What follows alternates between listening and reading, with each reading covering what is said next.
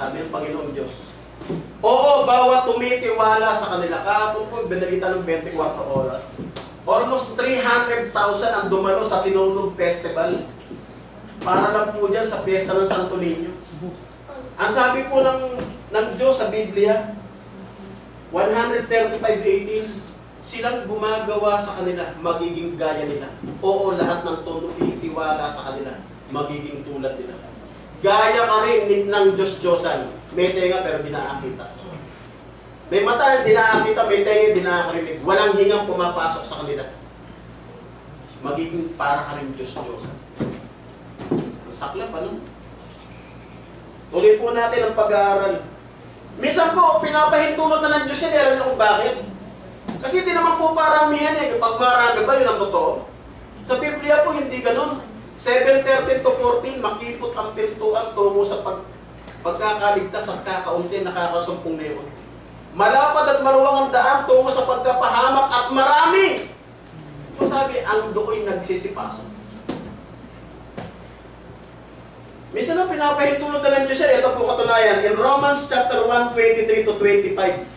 At pinalitan nila ang kaluwalhatian ng Diyos na hindi nasisira. Ng isang katulad ng larawan ng tao na nasisira at ng mga ibon at ng mga hayop na may 4 na paa at nagsisigapang.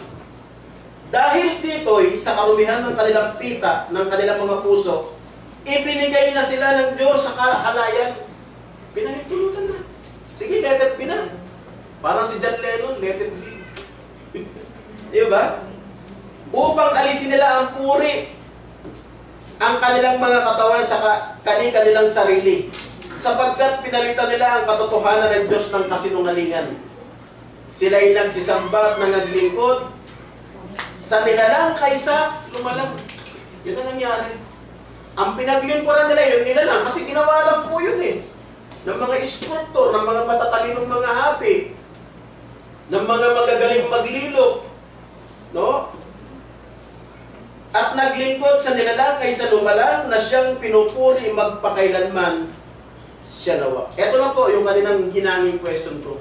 Brother Sampar, kami naman po mga mananampalataya, wala naman po kaming mga rebulto, wala naman po kaming Diyos-Diyosan. Mukhang maliw yata yung topic mo. Kasi wala naman kami niyan. Alamin natin. Punta po tayo. Ito po yung sinabi ni Apostol Pablo sa unang Korinto 6:9 hanggang 11. Tingnan natin po ito ha. Hindi ba ganyan nalalaman na ang mga liko hindi magmamana ng kaharian ng Diyos? Huwag kayong padaya kahit ang mapakiapit. Ni ang mananamba sa Diyos-Diyosan. Ni ang mga mangangalo niya, ni ang mga nagbababae, ni ang nakikiapid sa kapwa lalaki. So ano po yan? LGBT. Pasok ha? Hindi man literal, pero kategorya po yan. Mapakiapid sa kapwa lalaki. Ni ang mga magnanakaw, ni ang mga masasakim, ni ang mga manlalasing, ni ang mga mapagpungayaw, ni ang maglulupig, ni ang ay hindi magmamana ng kaharian ng Diyos. At ganyan ang ilan sa inyo. Galing kasi tayo dito dati. Ako po, dati po akong RCC, dati po pumupunta kami ng Quiapo, nakapaalang eh. Mga deboto kami. Dati galing na ako dito. Kaya sabi niya, at ganyan ang ilan sa inyo. Kasi yung mga na-convert po ni Paul no sa Asia Minor, kasama po itong Corinth, kasama po yung Galatia, yung Ephesians, mga Gentiles po yan. At sila po, may mga sinasambag lang, pinakasikat po dati ng Diyos-Diyosan. Sa Book of Acts, si Diana. Are you familiar with that? God of Fertility. Yan po yung pinakasikat noon, noong panahon nila Paul. At kaya lang ilan sa inyo, ngunit nangahugasan na kayo, ngunit binanal na kayo, ngunit inaring ganap na kayo sa pangalan ng ating Panginoong Jesucristo at Espiritu ng ating Diyos. Ganyan anyang ilan sa atin.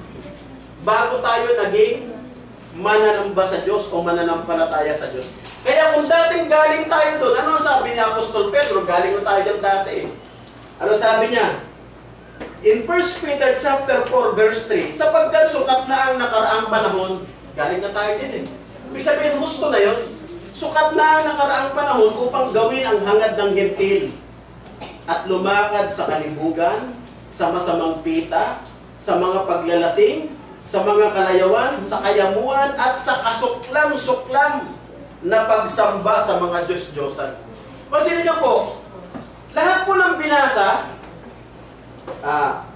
kalibugan, masamang pita, wala pong ikinapit doon na kasuklam-suklam. Isa-isahin niyo po yan. Saan lang po kinapit yung salitang kasuklam-suklam? Sa pagsamba sa Diyos-Diyosan. Doon lang po kinapit yung word. Sa mata po ng Diyos, yung pagsamba sa Diyos-Diyosan, kasuklam-suklam. Kaya eto na po. Kapatid, hindi naman kami. Wala naman kami reporto eh. O, eto na po tayo. Sagutin na po natin yung tanong na yun. Colossus 3:5, patuloy. Ito po sa kasagutan. Kasi sabi niya, sukot na yung nakaraang panahon. Galing na kayo dyan, babalik pa uli kayo. Ito po ang sagot ha. Patayin nga ninyo ang inyong mga sangkap ng katawang na nga sa ibabaw ng lupa.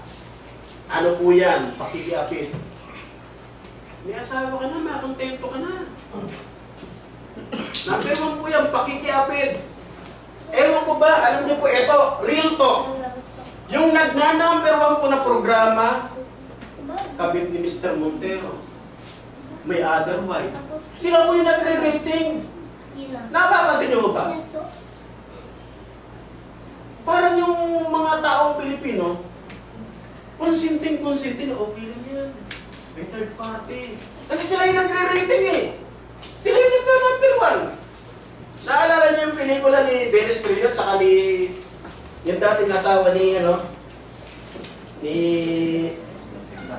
Carla, oh. Di ba? Yung bakla si yung may husband's lover o LGBT, yun na nagte-trending. Di ba? Sabi, patayin ninyo ang sagkap ng katawang na nga sa ibabaw ng lupa, pakikiapid, karumihan, masamang pita, masasamang nasa.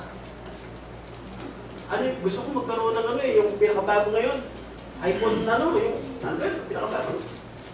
Bakit gusto mo magkaroon ng ganyan? Magyayabang mo lang, di ba? Masamang nasa. Kasi kaya mo gusto magkaroon para ipagyabang mo. Di ba? Gusto ko. Yumaman ako. Bakit? Para ka, lahat ng mga nagmaliit sa akin, huyo ka. Di ba, usong-usong huyo ka. Masamang nasa. Gusto mo magkaroon, pero gagamitin mo sa kasamaan. Kaya masamang nasa. Gusto ko magkaroon ng ganito. Para ka naman si Daniel Padikit, nasa iyo na ang lahat.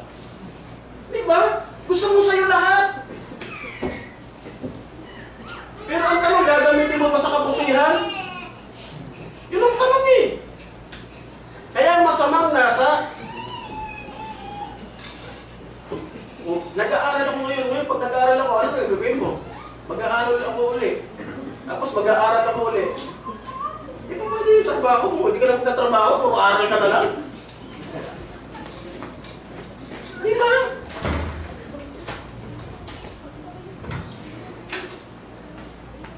Masamang nasa at kasakiman. Ako, ito pa. Yung masyado kong sakim. Naalala ko yung kwento dyan eh. At yung gusto-gusto ng mga kapatid yung kwento. Di ba? Yung Samsung may S-series. S-series. Ano niya S-series? Diba? S ano na ngayon? Updated kayo ha. Meron mo isa sa nag-aaral. Naninirahan siya sa dorm kasi yung nanay niya yung nagpapaaral sa kanya at saka tatay niya. Farmer lang po. Meron po silang 10 hectares na pag-aaral siya. Medyo useful kasi isang anak lang eh. Yun ang mahirap sa mga isa eh. So ito na siyempre. Nauso yung S20, nagpabili ng S20, na luma, nagpabili ng S21. Bandang huli, nagpabili siya. Pabili ako. Ano naman series yan? S26. Wala pa naman, labas ko na. Gatas na pala, nakabuntis. Diba?